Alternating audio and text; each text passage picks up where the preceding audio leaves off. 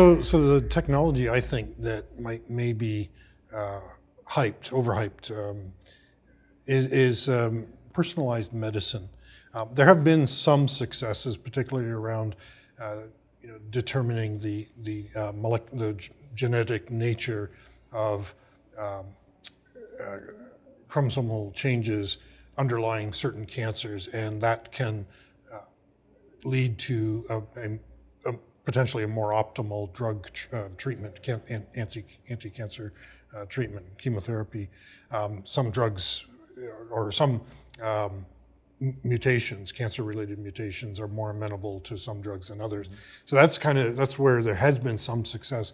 But I think personalized medicine has been, because I was in the field, I was in genomics and bioinformatics for decades, and what I saw was a lot of promise.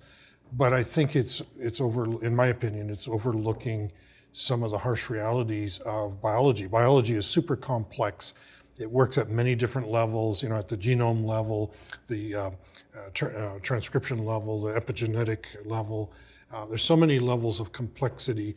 And the reality is most diseases, particularly chronic diseases, are not single gene defects.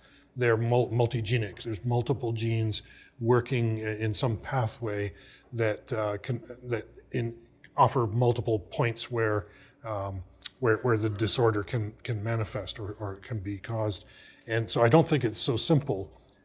Even if you sequence a genome or sequence the transcriptome, as they call it, and all the other molecular data that you can gather, I don't think it's so straightforward to be able to predict somebody's health trajectory based on that kind of data. I mean, it's biology is just too complex to be able to make those kind of predictions. Some of them maybe, but most medical conditions are not going to be amenable to that kind of straightforward predictive analytics just at the gene and molecular level. Yeah, makes sense.